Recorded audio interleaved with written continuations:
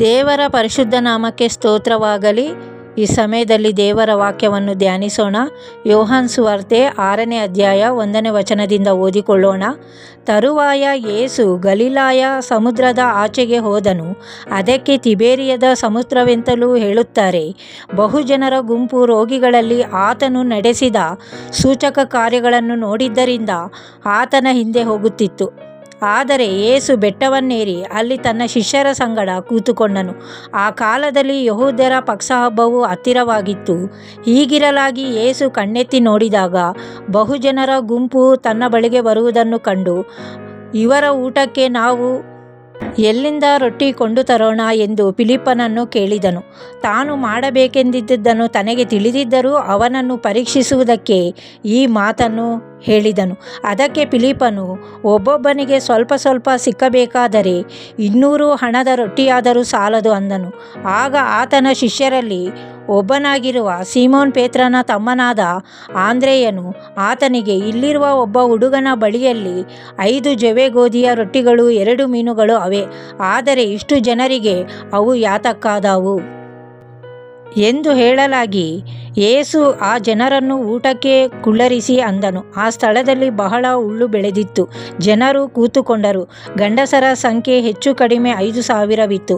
ತರುವಾಯ ಯೇಸು ಆ ರೊಟ್ಟಿಗಳನ್ನು ತೆಗೆದುಕೊಂಡು ದೇವರ ಸ್ತೋತ್ರ ಮಾಡಿ ಕೂತುಕೊಂಡವರಿಗೆ ಹಂಚಿಕೊಟ್ಟನು. ಅದರಂತೆ ಮೀನುಗಳಲ್ಲಿಯೂ ಅವರಿಗೆ ಬೇಕಾದಷ್ಟು ಹಂಚಿಕೊಟ್ಟನು. ನೋಡಿ ಪ್ರಿಯರೇ, ಇಲ್ಲಿ ಯೇಸು ಸ್ವಾಮಿಯು ಗಲಿಲಾಯದ ಸಮುದ್ರದ ಆಚೆ ದಡಕ್ಕೆ ನಡೆದುಕೊಂಡು ಹೋಗುತ್ತಿರುವಾಗ ಬಹುಜನರ ಗುಂಪು ಯೇಸು ಸ್ವಾಮಿಯನ್ನು ಹಿಂಬಾಲಿಸುವುದನ್ನು ಯೇಸು ಸ್ವಾಮಿಯು ಕಂಡರು. ಯೇಸು ಸ್ವಾಮಿಯು ತನ್ನ ಶಿಷ್ಯನಾದ ಫಿಲಿಪ್ಪನನ್ನು ಕೇಳುತ್ತಿದ್ದಾರೆ, ಇಲ್ಲಿರುವ ಎಲ್ಲ ಜನರಿಗೂ ನಾವು ರೊಟ್ಟಿಗಳನ್ನು ತರಬೇಕು, ಇವರ ಊಟಕ್ಕೆ ನಾವು ಎಲ್ಲಿಂದ ರೊಟ್ಟಿ ಕೊಂಡು ತರೋಣ ಎಂದು ಯೇಸು ಸ್ವಾಮಿಯು ತನ್ನ ಶಿಷ್ಯನಾದ ಫಿಲಿಪ್ಪನನ್ನು ಕೇಳುತ್ತಿದ್ದಾರೆ. ಆಗ ಫಿಲಿಪ್ಪನು, ಇಲ್ಲಿರುವ ಎಲ್ಲ ಜನರಿಗೆ ರೊಟ್ಟಿಗಳು ಬೇಕಾದರೆ 200 ಹಣವಾದರೂ ನಮಗೆ ಸಾಲುವುದಿಲ್ಲ ಎಂದು ಉತ್ತರ ಕೊಟ್ಟನು. ಆಗ ಯೇಸು ಸ್ವಾಮಿಯು, ಇಲ್ಲಿರುವ ಎಲ್ಲ ಜನರನ್ನು ಊಟಕ್ಕೆ ಕುಳ್ಳರಿಸು ಎಂದು ತನ್ನ ಶಿಷ್ಯನಿಗೆ ಹೇಳಿ, ಅದಕ್ಕೆ ಫಿಲಿಪ್ಪನು, ಒಬ್ಬೊಬ್ಬನಿಗೆ ಸ್ವಲ್ಪ ಸ್ವಲ್ಪ ಸಿಕ್ಕಬೇಕಾದರೆ 200 ಹಣದ ರೊಟ್ಟಿಯಾದರೂ ಸಾಲದು ಅಂದನು. ಆಗ ಆತನ ಶಿಷ್ಯರಲ್ಲಿ ಒಬ್ಬನಾಗಿರುವ ಸೀಮೋನ್ ಪೇತ್ರನ ತಮ್ಮನಾದ ಆಂದ್ರೆಯನು ಆತನಿಗೆ, ಇಲ್ಲಿರುವ ಒಬ್ಬ ಹುಡುಗನ ಬಳಿಯಲ್ಲಿ 5 ಜವೆ ಗೋಧಿಯ ರೊಟ್ಟಿಗಳು 2 ಮೀನುಗಳು ಅವೆ, ಆದರೆ ಇಷ್ಟು ಜನರಿಗೆ ಅವು ಯಾತಕ್ಕಾದವು ಎಂದು ಹೇಳಲಾಗಿ, ಯೇಸು ಆ ಜನರೆಲ್ಲರನ್ನೂ ಊಟಕ್ಕೆ ಕುಳ್ಳರಿಸು ಎಂದು ಹೇಳಿದರು. ನೋಡಿ ಪ್ರಿಯರೇ, ಇಲ್ಲಿ 5 ರೊಟ್ಟಿಗಳು 2 ಮೀನುಗಳು ಮಾತ್ರ ಇವೆ, ಆದರೆ ಬಹು ಜನರ ಗುಂಪನ್ನು ದೇವರು ನೋಡುತ್ತಿದ್ದಾರೆ. ಆದರೆ ದೇವರು ತಾನು ಮಾಡುವ ಒಂದು ಅದ್ಭುತ ಕಾರ್ಯ ತಿಳಿದಿದ್ದರೂ ಫಿಲಿಪ್ಪನನ್ನು ಕೇಳುತ್ತಿದ್ದಾರೆ. ನೋಡಿ ಪ್ರಿಯರೇ, 5 ರೊಟ್ಟಿಯನ್ನು 2 ಮೀನುಗಳನ್ನು ದೇವರು ತೆಗೆದುಕೊಂಡು ಸ್ತೋತ್ರ ಮಾಡಿ ಅಲ್ಲಿರುವ ಎಲ್ಲ ಜನರಿಗೆ ಕೊಟ್ಟರು.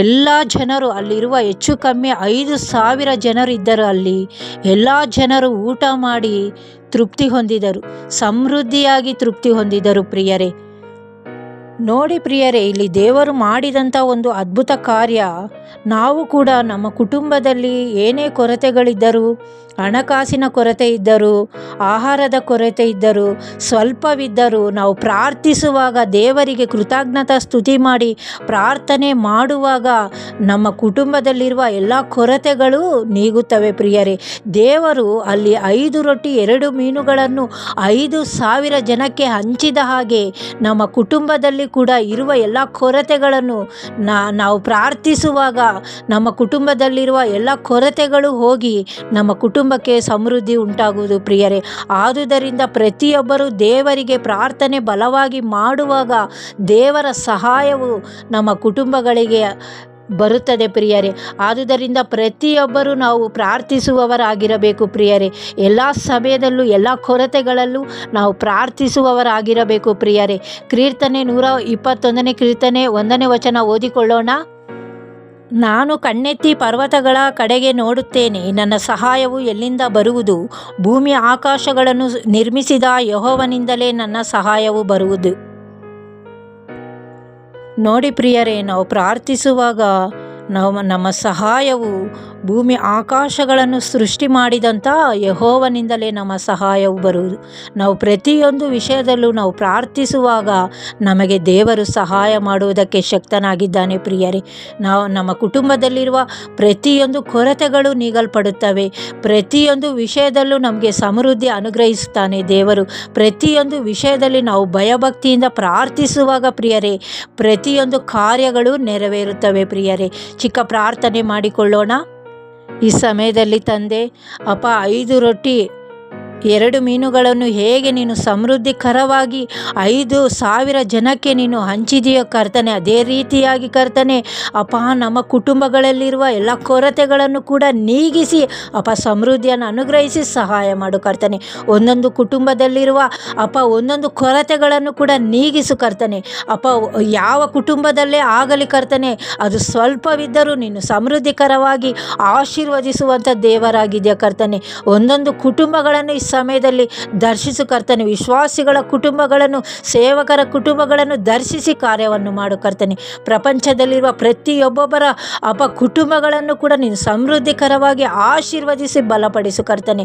ಪ್ರಾರ್ಥನೆಯನ್ನು ಕೇಳುತ್ತಿರುವಂಥ ಪ್ರತಿಯೊಬ್ಬೊಬ್ಬರನ್ನು ಹೆಸರಾಗಿ ಮುಟ್ಟು ಆಶೀರ್ವದಿಸು ಕರ್ತನೆ. ಅವರ ಕುಟುಂಬಗಳನ್ನು ಆಶೀರ್ವದಿಸು ಕರ್ತನೆ. ಈ ಚಿಕ್ಕ ಪ್ರಾರ್ಥನೆ ಮಾಡುವಂಥ ಕೃಪೆಯನ್ನು ಕೊಟ್ಟಿದ್ದಕ್ಕ ಕೋಟ್ಯಾನು ಕೋಟಿ ಸ್ತೋತ್ರಪ್ಪ. ಯೇಸುವಿನ ಪರಿಶುದ್ಧ ದಿವ್ಯನಾಮದಲ್ಲಿ ಬೇಡಿ ಹೊಂದಿದ್ದೇನೆ ತಂದೆಯೇ, ಆಮೇನ್.